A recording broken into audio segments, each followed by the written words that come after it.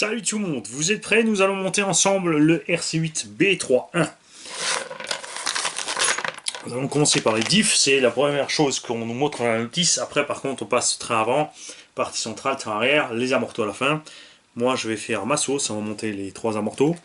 Toujours un en vidéo, les 2 autres off pour faire des vidéos de 15 jours de long. Je montrerai un amorto, on fera les 4 autres. J'assemblerai les biellettes, j'assemblerai les bar stabs. J'aime bien comme ça préparer mes sous ensemble. Ensuite on fera le train avant, ensuite on fera le train arrière, ensuite on fera la partie châssis, on posera le train arrière et le train avant dessus. Et tout à la fin, la partie électronique. Pour les diffs, rien de spécial, comme toujours. Tiens, on va commencer par le centre. On a par contre des espèces de fausses économies rigolotes de la part de plus en plus de constructeurs. C'est Mugen qui avait commencé avec ça. C'est que tu as des roulements à billes qui sont étanches d'un côté, pas de l'autre. C'est censé, par exemple, dans les fusées, les porte-fusées, c'est sûr, si tu mets un comme ça, des deux côtés, ça sera étanche, c'est bon. C'est vrai que c'est pas la peine d'en faire trop au milieu. C'est pareil sur les sorties de diff. D'ailleurs, là, on a des roulements bien généreux avec qui sont bien guidés dans la cellule, qui bougeront pas. Par contre, beaucoup plus grand que ce que fait Serpent, ça j'aime bien. Ça c'est bien vu. 1, 2, 3, 4. Donc ça doit être pour diff avant-arrière. Ensuite on a 2 pour diff centrale. Et ça doit être dans les fusées. 1, 2, 3, 4, 1, 2, 3, 4. Nous aurons ensuite... ça m'a l'air d'être les roulements de pignon d'attaque. Ça, je suis pas trop fan. Je préfère 16 par 8 par 5, ça c'est clair. Et ça doit être tout simplement la direction. Donc les deux puits de direction, et ça, éventuellement la barre d'Ackerman. Voilà. Et ouais, tout ça sans regarder la notice. C'est ça, quand on a monté tout plein, t'en sais des choses. Ça c'est rigolo, qui te donne d'ailleurs tous les roulements tout de suite dans livré avec le sachet de montage des diffs. Ce qui fait que tout ça tu peux le mettre de côté. T'en auras pas besoin dans l'immédiat. Il y a aussi des choses rigolotes au niveau du classement des sachets. Ils ont fait un sachet plastique, un sachet métal. Après quand tu ouvres, c'est à toi de tout répartir de façon que ça se suive. On a un petit sachet ici qui contient tous les joints pour tous les diffs, ainsi que des rondelles de calage. Et vu le nombre de rondelles de calage qu'on te propose de monter dans le kit,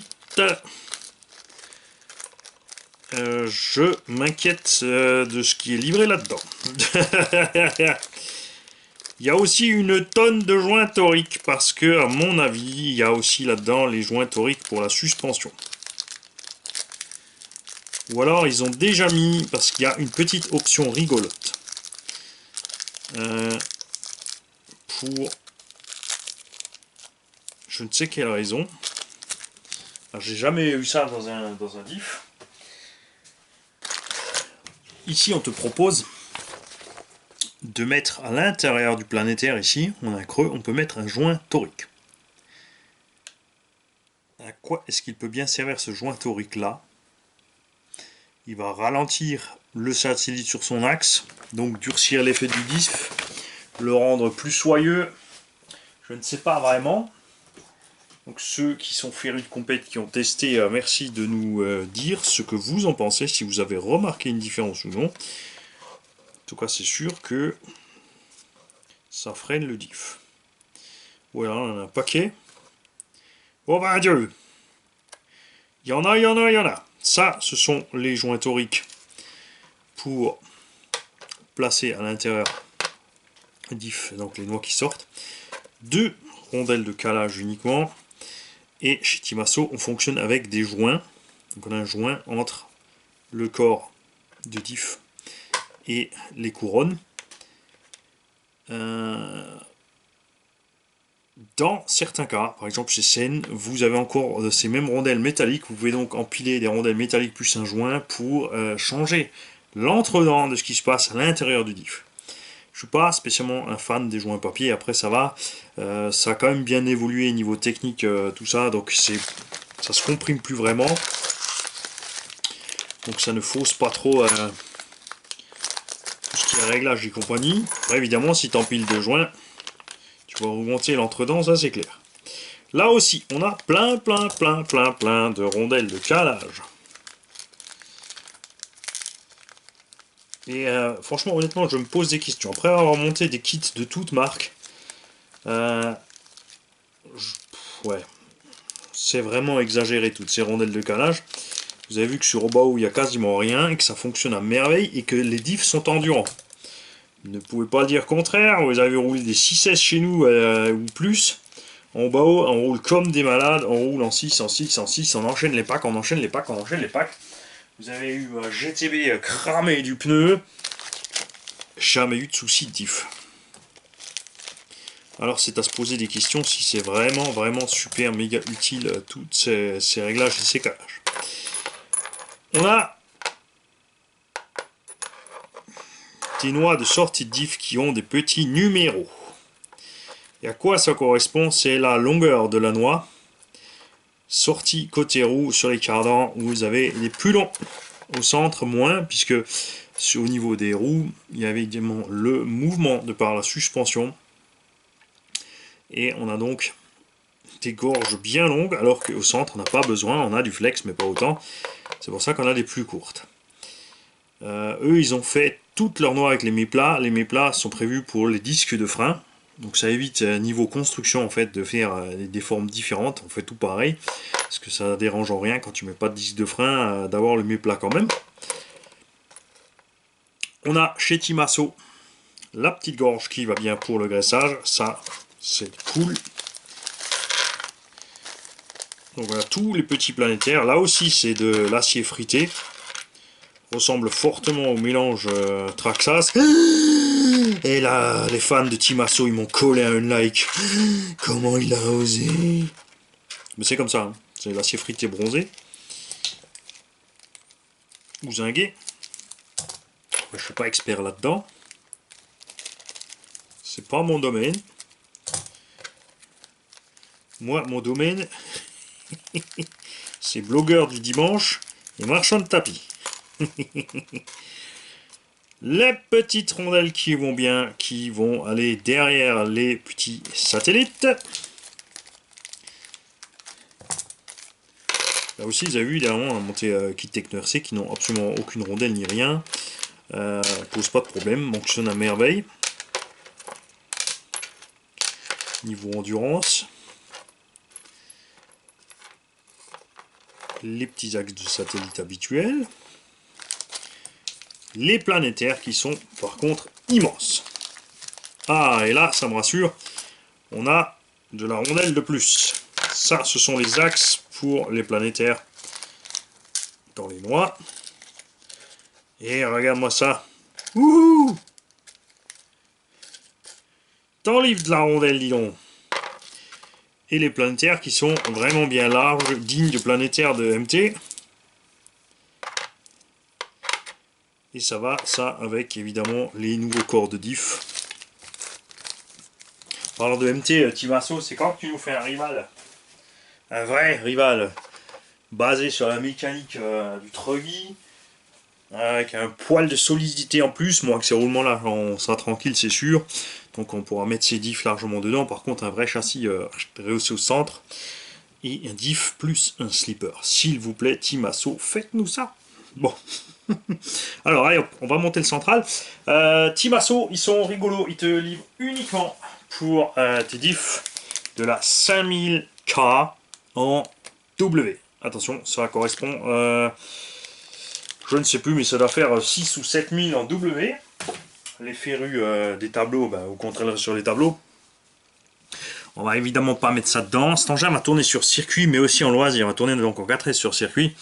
Et en 6 en loisir, il faut donc un mélange entre les deux, puisqu'il ne va pas s'amuser chaque fois à changer ses petits réglages. Pour être de la façon la plus optimale partout, il faut trouver un réglage moyen et qui permet de rouler tranquillement toute l'année, en toutes circonstances. Comme ça, tu t'emmerdes pas. Comme on n'est pas des pros de la compète, on n'y gagne rien, donc c'est pas grave si on n'est pas premier. Alors, qu'est-ce qu'ils nous disent? On va continuer. Je vais juste jeter un coup d'œil à la notice qui nous raconte. Puisqu'il y a des petits trucs et astuces un peu partout dans cette notice. Et là, ils te disent remplis au-dessus des axes des satellites planétaires au niveau de l'huile. Donc un peu plus que certains autres. Ils te préconisent, ils t'ont livré quand même de la 5K avec, et ils te préconisent dans la notice 7000 CST, donc 7K en CST, et 4000 à l'arrière. Donc 7 devant, 4 derrière. Et pour le central, où tu es, pour le central, allô, alors 7000 au centre. Donc eux ils disent 7000 devant, 7100, 4000 à l'arrière. Ouais. Avec la puissance qu'on a de nos jours, avec l'autonomie qu'on peut avoir de nos jours, il n'y a aucun problème à finir à 10 minutes avec un moteur qui pousse à mort, avec une batterie un peu plus grosse qu'APA et les 4 roues qui tirent bien méchamment fort pour drifter dans tous les virages, c'est classe. Donc nous on va faire un réglage un peu ressemblant à ça. Je ne sais donc vraiment pas à quoi sert cette 5K livrée avec. C'est une blague.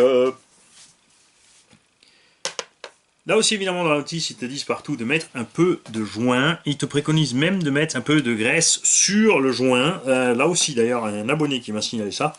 C'est vrai qu'on faisait ça à l'ancienne. C'est assez étrange, puisqu'en mécanique automobile, c'est l'inverse. Quand tu montes un joint, tu t'assures toujours que les portées des joints des deux côtés soient archi sèches. Sauf si tu mets évidemment encore de la pâte à joint ou quelque chose. Mais comme mon patron disait, si tu as besoin de pâte à joint, c'est que tu n'es pas un bon mécano. C'est parce que tu n'as pas bien nettoyé tes portées, t'es pas monté proprement, mais c'est vrai que ça c'était sur les anciens blocs moteurs où tout était fait à la perfection. Je vous assure, sur les nouvelles motorisations, il vaut mieux mettre de la pâte à joint partout parce que c'est précis, c'est sûr, c'est sorti d'usine, mais ça t'empêche pas d'avoir un petit souci quelque part.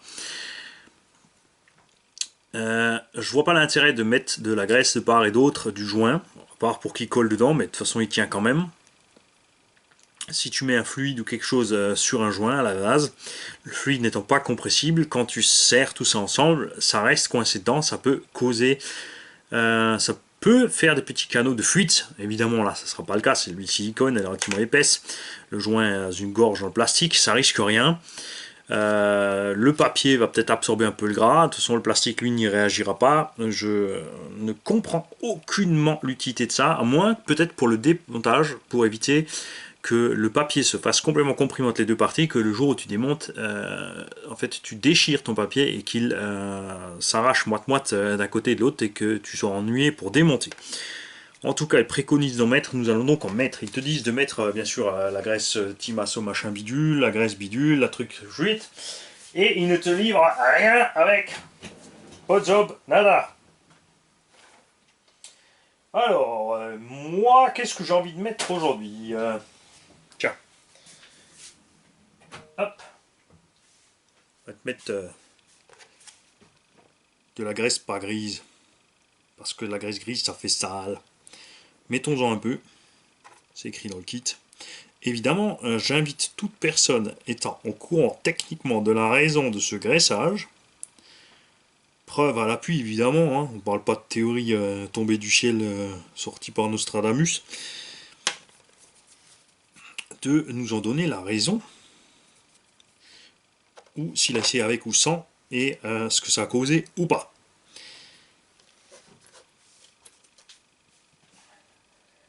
Joint torique, petit peu de graisse aussi. On va poser le roulement. Alors attention, je vais faire le central. Donc c'est un roulement standard 7 par 8 par 5. On va mettre donc la partie étanche vers extérieur. Tu vois, c'est là que ça sert à rien d'avoir, puisque le diff central est de toute façon monté pleinement extérieur. Évidemment, c'est rare que la saleté et de l'humidité vont réussir à se glisser là entre, c'est sûr. Mais ça aurait été sympa de faire des roulements totalement étanches recto verso. Là, comme il y a une cannelure pour mettre la graisse, et ouais, ça s'appelle une cannelure. D'habitude, c'est vrai que je dis gorge. Mais ce qu'on va faire, c'est qu'au fur et à mesure des kits, je monte les kits ont conscience que des gens qui n'y connaissent rien regardent, donc c'est pas la peine de leur fourrer la tête avec des termes techniques à gogo et de vouloir se la péter. C'est pour ça qu'on commence avec des termes simples et au fur et à mesure des kits, on va utiliser des termes un peu plus complexes ou plus précis pour la mécanique réellement. Là aussi, c'est une histoire d'appréciation. C'est comme tout dans la vie, il n'y a pas de vérité absolue, des façons différentes de voir les choses. L'essentiel, c'est qu'à la fin, ça fonctionne. Je n'ai jamais essayé de monter un diff avec du beurre de pomme, parce que j'ai toujours bouffé le beurre de pomme avant, mais s'il y en a un qui me dit ça marche, j'ai essayé, j'ai fait toute une compète, il n'y a pas de raison de faire pareil. Alors, revenons à nos moutons, au nos diffs. Pas de rondelles entre l'axe et le corps. Là aussi, on a une partie métallique. On a par contre une petite rondelle qui se met là.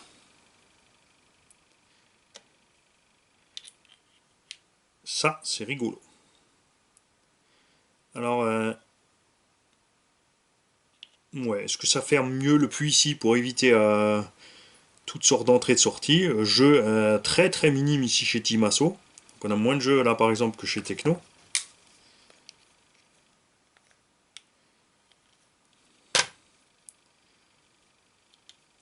Ça diminue évidemment les frottements, le fait de mettre des rondelles un peu partout.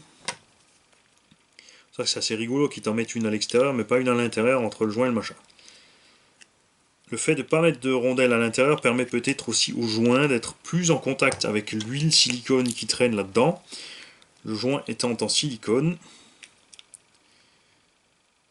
Est-ce qu'il est donc mieux huilé, graissé parce qu'ils traînent dans le diff que ceux qui sont coincés sous une rondelle?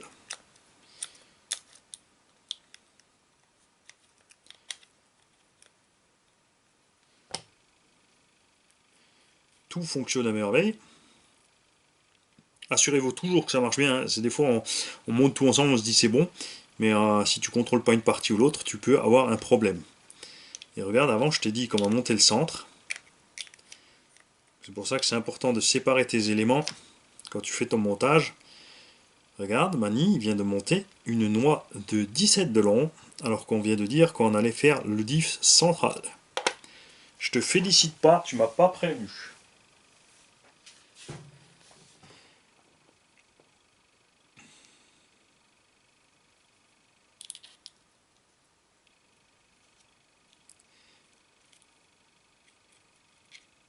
Alors. Donc, tout ça, il faut y penser lors de l'entretien aussi. Petite rondelle devant, derrière. C'est pour ça qu'en mécanique, plus c'est simple, mieux c'est.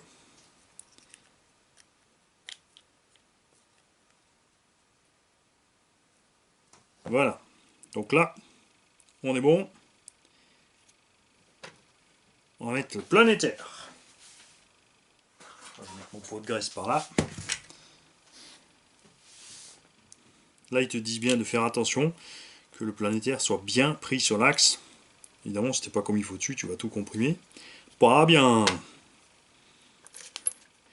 Imani, il est encore dans la graisse avec les doigts. Alors, axe satellite, rondelle, chez Timasso, ils en ont mis des bien grandes.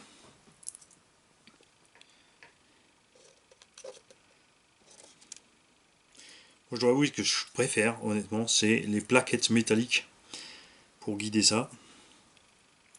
Donc là, il te parle évidemment donc de ces fameux joints toriques 81 385 qu'ils te disent, et attention, ils te disent bien de ne pas installer les joints toriques 3,3 par 1,5 des planétaires. Donc est-ce que ces petits joints toriques sont bien ceux qui vont là-dedans?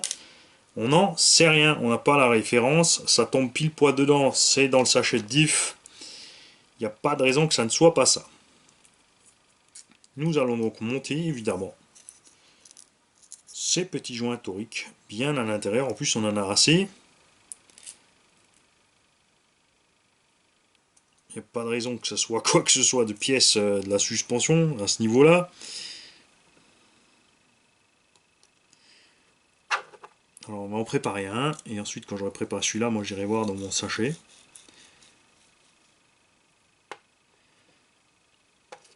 Des amortos, si tout est bien dedans. Des fois que.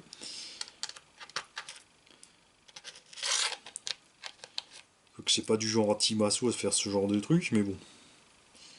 On sait jamais. Des fois ils sont blagueurs.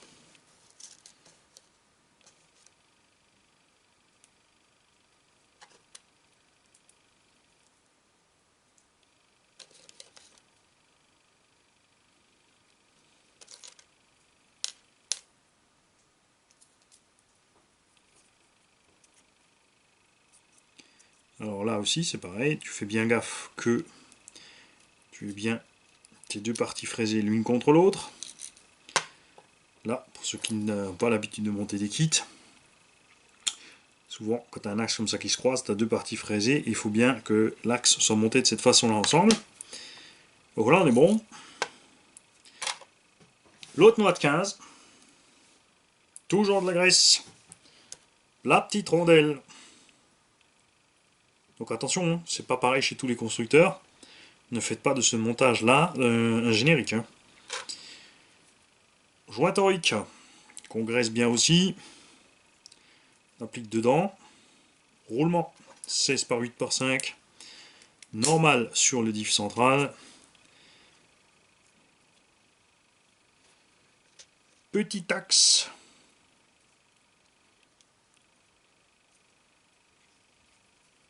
Fonctionne à merveille, bien soigneux, couronne en Delrine, moi j'aime bien, c'est silencieux. Après c'est vrai que sur circuit en compète, c'est rare qu'on ait des débris suffisants sur le circuit pour endommager la couronne. Évidemment bâche ça peut arriver, ça peut aussi t'arriver malheureusement sur circuit. Donc je ne sais pas si les compétiteurs roulent en compète avec les couronnes Delrine, s'ils prennent le risque, ou s'ils changent ça d'office. Là aussi ce serait intéressant de savoir.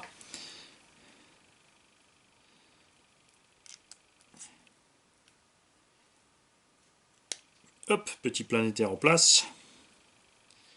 Voilà. Ça, c'est le montage d'un diff. Là, je vais le remplir et on voit clairement l'augmentation du volume. Regardez voir la place qu'il y a dans ce diff. On peut vraiment mettre une tonne d'huile à l'intérieur. C'est ce qu'on va faire avant que la caméra coupe. Sans après, je vais changer la batterie, la carte SD. Hein, on va pas se faire le même coup que la dernière fois. Et on va attaquer la suite. Alors, on va mettre quelque chose de polyvalent. On va mettre de la 40 000 au centre. Donc, je le répète, seule chose à faire les mecs, c'est de tout tester. Là, le pilote de cette machine a déjà testé des huiles plus fluides sur une Obitech. C'est pour ça qu'il veut maintenant une Timasso. Et après avoir mis des huiles plus dures, eh ben, il a constaté que pour lui, c'était nettement plus agréable à piloter qu'avec des huiles très très souples. Comme dit, chacun ses réglages. Là, je vais laisser couler l'huile tranquillement à l'intérieur pour qu'elle fasse sa place, pour voir le niveau, pour voir où on en est. Comme le diff est beaucoup plus gros que ce qu'on a l'habitude d'avoir, je préfère attendre que le caramel ait délicieusement couvert le yabon.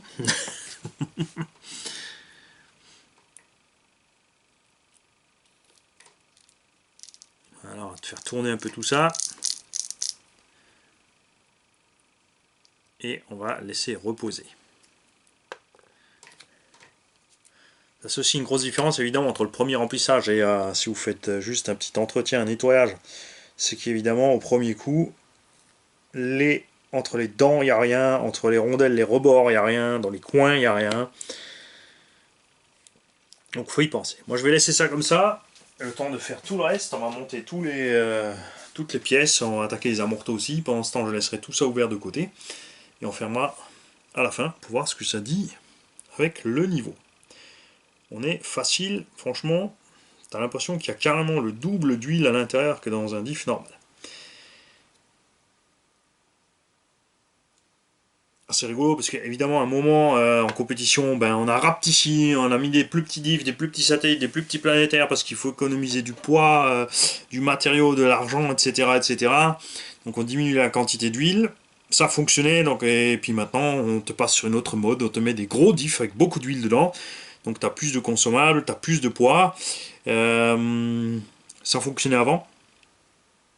Les manches font que 10 minutes. Alors qu'est-ce que ça changera après? On ne sait pas. C'est sûr que si tu fais un run de 30-40 minutes, c'est possible que ça joue. Faut pas oublier qu'un diff est emprisonné dans une cellule. Il n'y a donc aucun apport d'air extérieur pour refroidir le machin.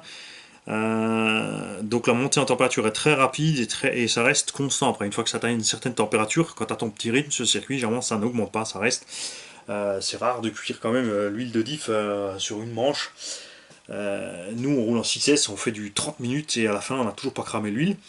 Ce qu'il faut trouver, c'est ses repères. C'est-à-dire que nous, en loisir maintenant, on va partir sur, voilà, sur une machine qui roule en 6S.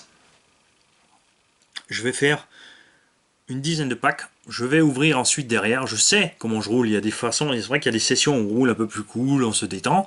Il y a des sessions où on est très agressif, mais on se fait une petite moyenne. Je contrôle au bout d'une dizaine de packs l'huile dans mes diffs, puisque ce qui se passe avec l'huile, c'est qu'à force de monter en température, arriver à un certain seuil, elle va commencer à brûler.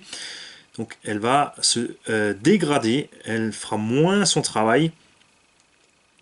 On aura donc une usure plus rapide à l'intérieur du diff. Et si tu changes régulièrement tes huiles en roulant toujours fort, ça pose pas de problème. Et pour ceux qui roulent cool, il n'y a pas besoin de changer tout le temps à gogo les huiles. Et j'ai constaté que sur mes machines, dans la plupart des cas, j'arrive à faire franchement, sur les machines où je roule normal, hein, on va dire, où je me fais plaisir, j'attaque pas fort, je tiens 6 mois sans problème.